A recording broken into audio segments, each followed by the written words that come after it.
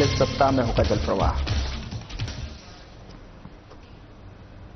नमस्कार, मैं हूं आपके साथ गौरव राजेंद्र। बुलेटिन की शुरुआत करते हैं राजस्थान के राज्यपाल हरिभाऊ बागड़े से।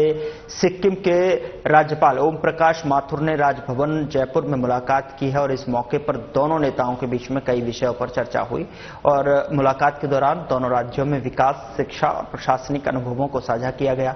यह भेंट आपसी सहयोग और सौहार्द का प्रतीक रही। राज्यपाल बागड़े ने माथुर का स्वागत करते हुए उनके उज्ज्वल कार्यालय का कार्यकाल का भी शुभकामनाएं दी हैं। ओम प्रकाश माथुर ने भी स्वागत के लिए आभार व्यक्त किया।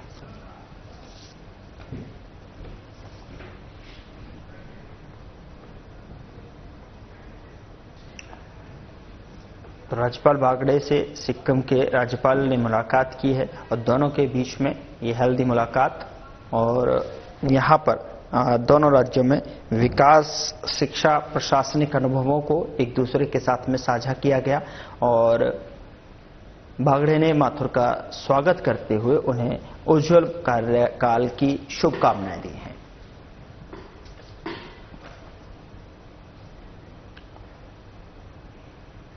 मध्य प्रदेश के मुख्यमंत्री डॉक्टर मोहन यादव और केंद्रीय कृषि मंत्री शिवराज सिंह चौहान ने बीजेपी नेता डॉक्टर सतीश पुनिया के जयपुर स्थित आवास पर पहुंचकर उनके पुत्र महीप और पुत्रवधू सिप्पी को आशीर्वाद दिया है। दोनों वरिष्ठ नेताओं ने नवविवाहिता दंपत्ति के सुखमय और मंगलमय जीवन की कामना की है।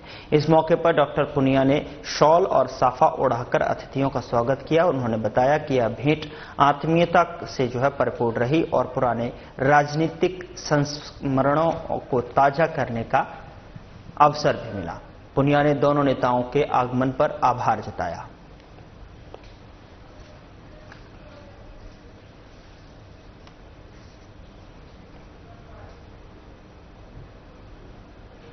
नई दिल्ली में केंद्रीय मंत्री नितिन गडकरी की अध्यक्षता में सड़क परिवहन और राजमार्ग मंत्रालय की परामर्शदात्री समिति की बैठक में नागौर सांसद हनुमान बेनीवाल ने भाग लिया। उन्होंने सड़कों की गुणवत्ता और डिजाइन को सुधारने पर जोर देते हुए कहा कि तकनीकी रूप से बेहतर निर्माण से हादसों में कमी लाई जा सकती है। बेनीवाल ने बीकानेर कोटपुतली ग्रीनफील्ड एक्सप्रेसवे को NHAI से टेकअप कराने का और जयपुर फालुदी प्रस्तावित थार एक्सप्रेसवे में किसानों के हितों को ध्यान में रखते हुए संशोधन की मांग की। सांसद ने भारतमाला परियोजना में मुआवजा विसंगतियों में, DPR में भ्रष्टाचार, अयोग्य ठेकेदारों और देसूरी नाल जैसे खतरनाक मार्गों पर सुधार की आवश्यकता जताई है। उन्होंने सड़क निर्माण में पारदर्शिता, जवाबदेही, निगरानी बढ़ाने का भी सुझाव देते हुए नागौर में NHAI कार्यालय की स्वीकृति की मांग की है। सांसद ने दुर्घटनाग्रस्त इलाकों में पुनर्वास और नई परियोजनाओं को शीघ्र स्वीकृति की आवश्यकता दोहराई।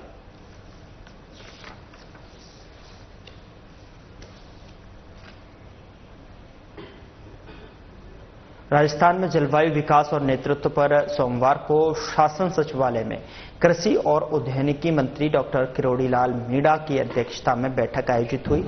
मंत्री ने बताया कि राज्य की जलवायु शुष्क से उप आर्द्र मानसूनी है, जिससे पश्चिमी भाग में अधिक शुष्कता जबकि पूर्वी भाग में अपेक्षाकृत अधिक वर्षा होती है। जलवायु परिवर्तन के कारण तापमान में वृद्धि और वर्षा में अनियमितता बढ़ रही है। उन्होंने कहा कि राजस्थान को भारत में 4 सबसे अधिक संवेदनशील राज्यों में गिना गया है। राज्य सरकार जलवायु परिवर्तन से निपटने के लिए प्रतिबद्ध है। राज्य की जलवायु नीति राष्ट्रीय प्राथमिकताओं के अनुरूप बनाई गई है और इसके तहत कृषि, स्वास्थ्य, ऊर्जा और जल जैसे क्षेत्रों पर रणनीतिक फोकस किया जा रहा है। सरकार समयबद्ध और चरणबद्ध ढंग से जलवायु परिवर्तन के प्रभाव को कम करने के लिए प्रयासरत है ताकि विकास को पर्यावरण के अनुकूल बनाया जा सके।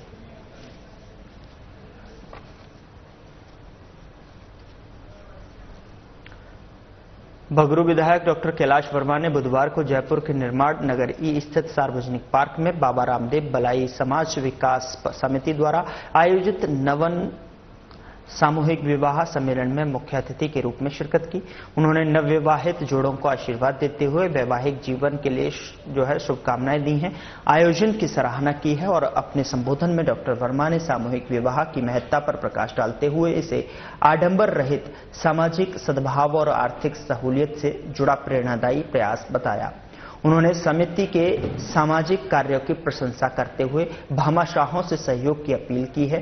कार्यक्रम में बड़ी संख्या में समाजजन उपस्थित रहे और इससे पहले डॉक्टर वर्मा ने मानसरोवर स्थित जनसंपर्क कार्यालय में जनसुनवाई कर आमजन की समस्याएं सुनी, उनके समाधान अधिकारियों के निर्देश दिए। विधायक की सक्रियता से लोगों में सकारात्मक ऊर्जा देखने को मिली है।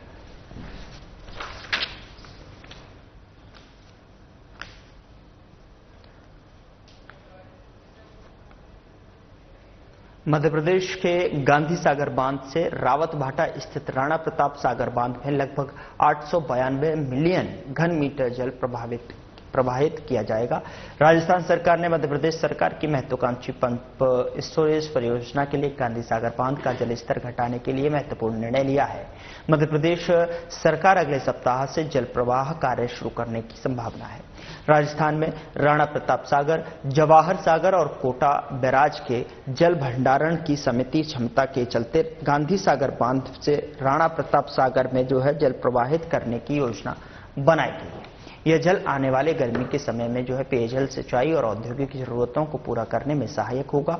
जल संसाधन मंत्री सुरेश सिंह रावत ने कहा कि यह निर्णय दोनों राज्यों के बीच में बेहतर जल प्रबंधन और सहयोग को सुनिश्चित करेगा।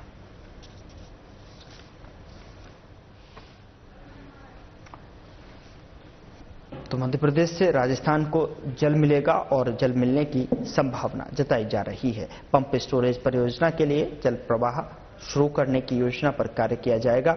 सिंचाई और पेयजल के लिए भी जल उपलब्धता यहां पर बढ़ती नजर आएगी। गांधी सागर बांध से अगले सप्ताह में ये जल प्रवाह सुनिश्चित होगा और ऐसे में जल संसाधन मंत्री सुरेश सिंह रावत ने यह भी कहा कि निर्णय दोनों राज्यों के बीच में बेहतर जल प्रबंधन और सहयोग को सुनिश्चित करेगा।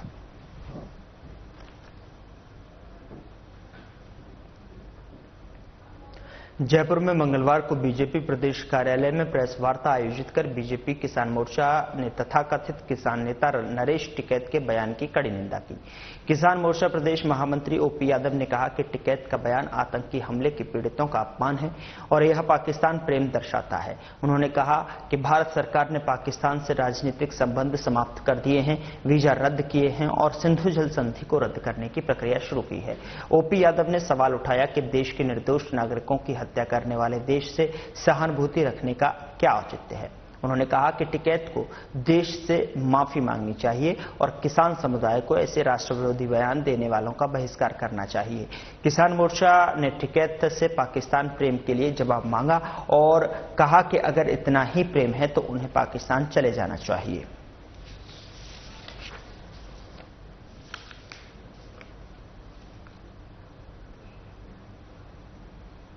भगवान परशुराम जयंती टोंक में धूमधाम से मनाई गई। देर शाम शहर के घंटाघर चौराहे पर भगवान परशुराम की महाआरती भी की गई। इस दौरान बीजेपी जिला अध्यक्ष चंद्रवीर सिंह चौहान, पूर्व सभापति लक्ष्मी जैन, पूर्व विधायक अजीत सिंह मेहता और महेंद्र सिंह चौधरी और बड़ी संख्या में लोग मौजूद रहे। महाआरती के बाद पहलगाम में पर्यटकों पर पाकिस्तानी आतंकियों द्वारा किए गए कायराना हमले में शहीद हुए लोगों को श्रद्धांजलि भी दी गई। इस दौरान पुलिस और प्रशासन के भी व्यापक इंतजाम नजर आए।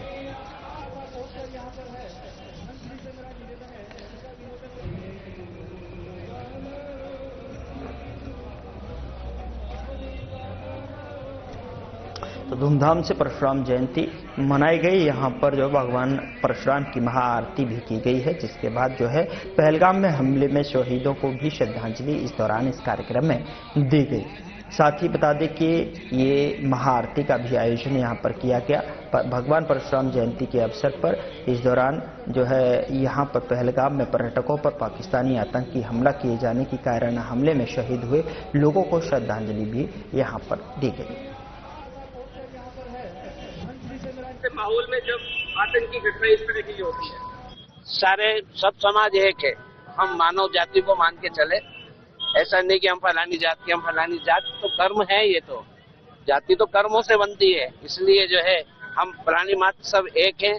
हमें सब में एक ही लोभ रहता है और सबकी एक ही धारणा है सनातन धर्म की और हमारे राष्ट्र धर्म की रक्षा करना, ये हमारा प्राणी मात्र का कर्तव्य है। ये बहुत ही राष्ट्र के प्रति एक बहुत ही मंगलमय कार्यक्रम है।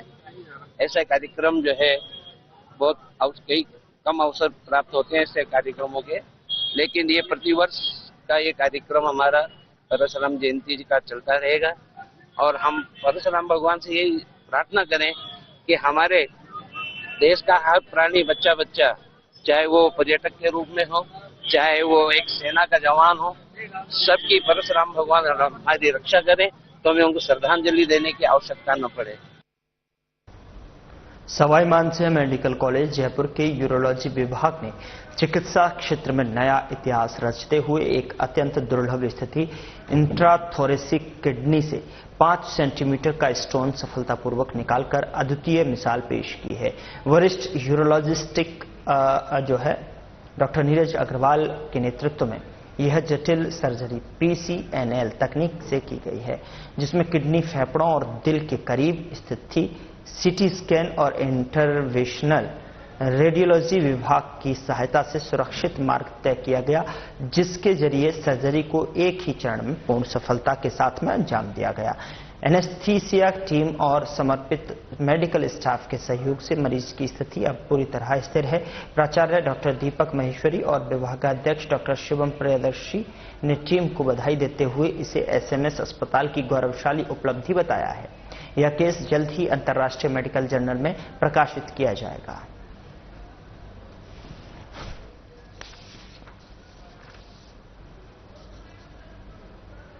टोंक जिले की निवाई विधानसभा के मुंडिया गांव के प्रिंस बारवाल मीणा ने UPSC परीक्षा में सफलता हासिल कर क्षेत्र का नाम रोशन किया है।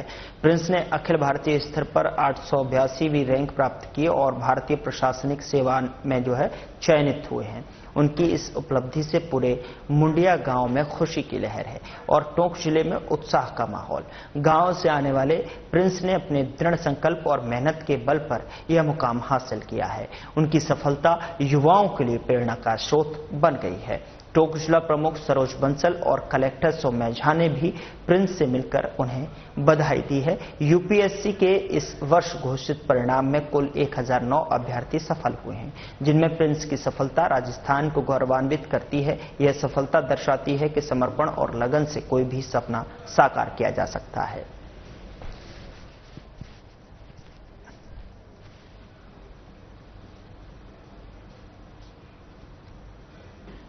मेरा नाम प्रिंस बारवाल है। मैंने UPSC सिविल सेवा परीक्षा 2024 में 882 रैंक प्राप्त की है। यह मेरा इंटरव्यू में तीसरा प्रयास था।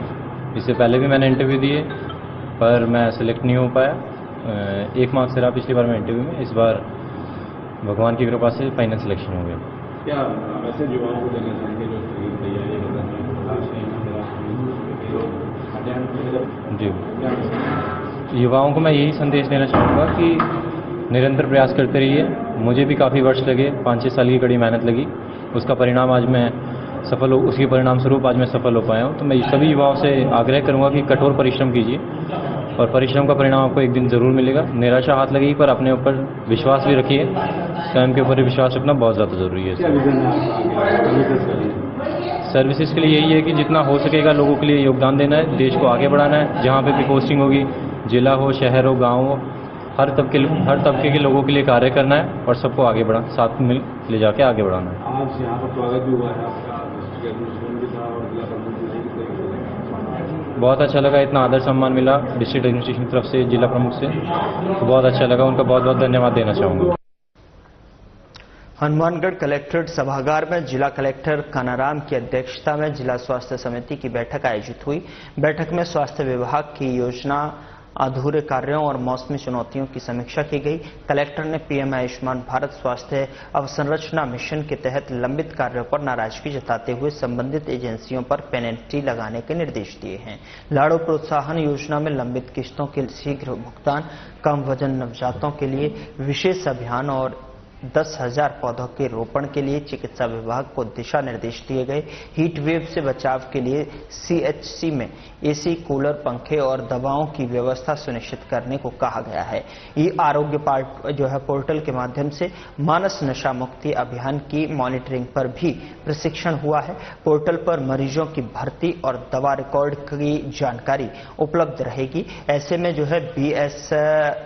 BCMO को निरीक्षण के दौरान पोर्टल डेटा जांचने के निर्देश मिले।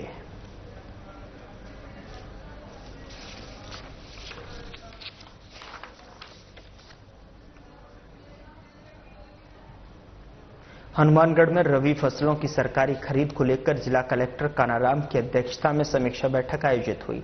बैठक में गेहूं, चना और सरसों की एमएसपी पर खरीद की प्रगति की समीक्षा की गई।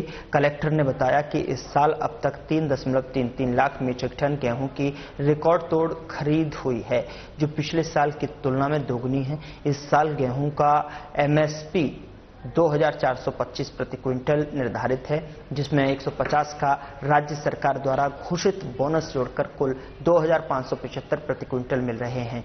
जिले में 58 केंद्रों पर गेहूं, 19 केंद्रों पर चना, सरसों की खरीद की जा रही है। अब तक किसानों को 700 करोड़ रुपए से अधिक का भुगतान डीबीटी के माध्यम से किया गया है। कलेक्टर ने इसे जिले का सबसे बड़ा त्योहार बताया है और समयबद्ध भुगतान और पारदर्शिता को सरकार की प्राथमिकता बताया।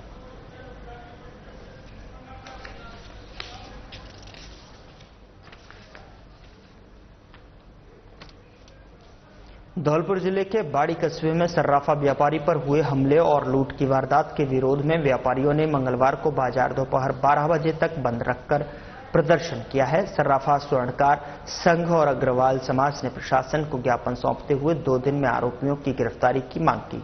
चेतावनी दी गई है कि यदि कार्रवाई नहीं हुई तो बाजार अनिश्चितकालीन बंद किया जाएगा। अग्रवाल समाज के महामंत्री हरिशंकर सर्राफ ने बताया कि पिछले 1.5 साल में क्षेत्र में लगातार आपराधिक घटनाएं हो रही हैं और पुलिस किसी का खुलासा नहीं कर पाई है, जिससे व्यापारी डरे हुए हैं। बीजेपी नेता विष्णु सिंघल ने भी प्रशासन पर कठोर कार्रवाई की चेतावनी दी है। और साथ ही आपको बता दें कि व्यापारियों के प्रतिनिधिमंडल ने additional SP Kamal Kumar Zakir, CO Mahendra Kumar और एसडीएम भगत शरण त्यागी से मिलकर आरोपियों की जल्द गिरफ्तारी की मांग की। सर्राफा व्यापारी अनिल बंसल के जो गोली मारकर उनको थैला छोड़ा के लूट की गई थी, उसके विरोध में ज्ञापन दिया है और एटीएम साहब को, सीओ साहब को और ऐसे जो कोतवाल साहब को ज्ञापन दिया है और बताया कि 2 दिन के अंदर ये घटना नहीं खुलती है और पूरा बाजार, पूरा व्यापार 2 दिन के बाद ठप हो जाएगा और अनिश्चितकालीन हड़ताल पे जाएंगे। बाड़ी के अंदर दिन पर दिन ऐसी घटनाएं बढ़ती जा रही हैं। पूरी व्यापारियों में रोष है और सभी इससे डरे हुए हैं और ऐसे व्यापार नहीं कर पाएंगे। हमारे सर्राफा एवं स्वर्णकार संघ के व्यवसायी श्रीमान अनिल जी बंसल दुकान बंद करके अपने घर जा रहे थे, तो रास्ते में कुछ असामाजिक तत्वों ने उन पर हमला किया। सरिया और बंदूक से, गोलियों से उनको घायल किया और उनके ठेले को लूट करके ले गए। जिला विधिक सेवा प्राधिकरण टोंक ने बाल विवाह रोकने के लिए अहम कदम उठाया है। प्राधिकरण को सूचना मिली थी कि नौंदपुरा थाना मेहंदवास निवासी एक व्यक्ति अपनी नाबालिग बेटी का बाल विवाह अक्षय तृतीया के दिन करने जा रहा है। सूचना मिलते ही जिला विधिक सेवा प्राधिकरण के सचिव और अपर जिला और सेशन न्यायाधीश दिनेश कुमार जलुधरिया के निर्देशन में त्वरित कार्रवाई की गई है। जिला कलेक्टर और पुलिस अधीक्षक को सूचित किया गया है और नाबालिग के परिवार को भी समझाने के लिए विधिक जागरूकता दल का गठित किया गया है।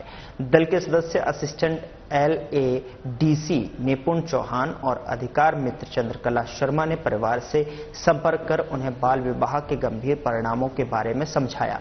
काउंसलिंग के बाद परिवार ने बाल विवाह नहीं करने का फैसला लिया। इस पहल से बाल विवाह के खिलाफ मजबूत संदेश दिया गया।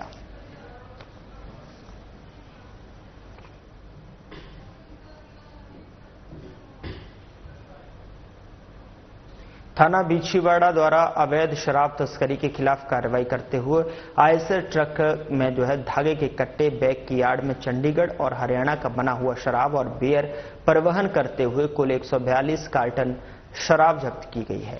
साथ ही एक अभियुक्त गिरफ्तार किया गया है और अवैध शराब में प्रयोग किया गया वाहन आयसर ट्रक को जब्त किया गया है। जब्तशुदा शराब की अनुमानित कीमत लगभग 6,50,000 रुपए आंकी जा रही है।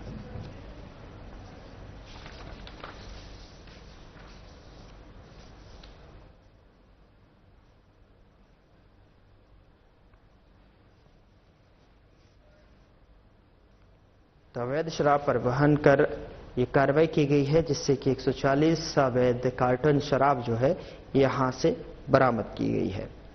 अवैध शराब परिवहन पर ये कार्रवाई की गई है, जिसमें आप देख सकते हैं कि किस तरीके से इस कैंटर को जब्त किया गया है और साथ ही इसमें जो मौजूद कार्टन्स 140 की संख्या में वो भी यहां पर जब्त किए गए हैं।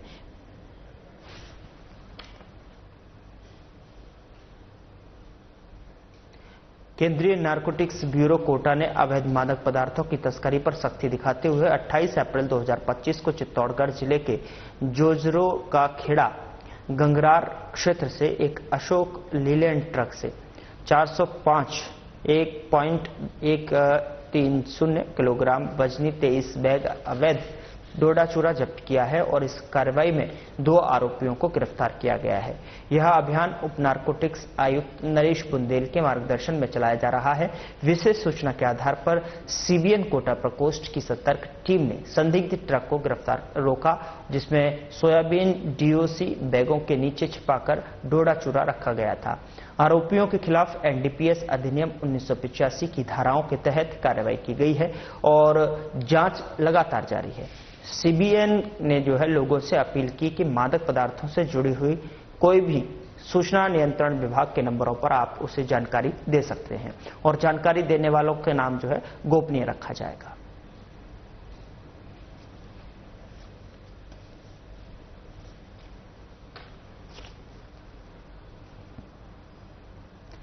चित्तौड़गढ़ जिले की पारसोली थाना पुलिस ने मंगलवार को 2 अलग अलग कार्रवाई में अवैध हथियारों के साथ 3 आरोपियों को गिरफ्तार किया है।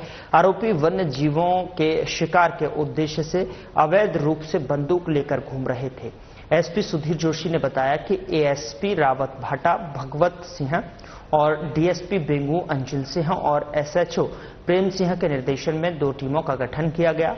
एएसआई देवीलाल के नेतृत्व में दुगार तिराहा पर की गई नाकाबंदी में आईदान बंजारा को एक नाल टोपीदार बंदूक और बाइक के साथ पकड़ा गया है। दूसरी टीम ने एएसआई गोविंद सिंह के नेतृत्व में सुखपुरा तिराहा पर राहुल कुमार बंजारा और तेजू बंजारा को बिना लाइसेंस बंदूक के साथ गिरफ्तार किया। तीनों आरोपियों के खिलाफ आर्म्स एक्ट के तहत में कार्रवाई की गई है। साथ ही आपको बता दें कि पुलिस टीम के कांस्टेबल शीशराम, मुकेश और रामराज और राजेंद्र शामिल रहे।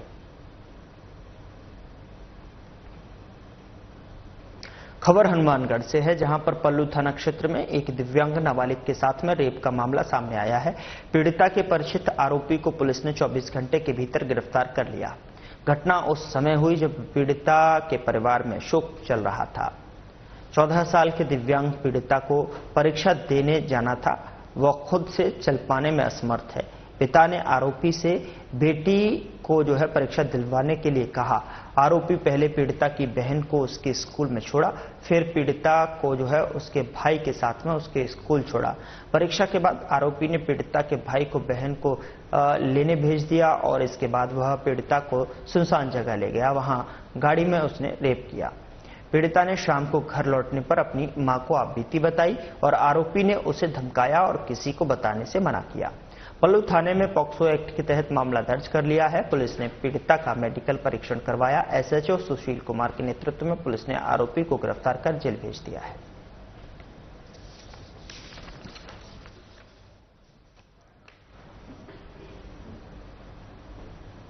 फिलहाल बुलेटिन में इतना ही। नमस्कार।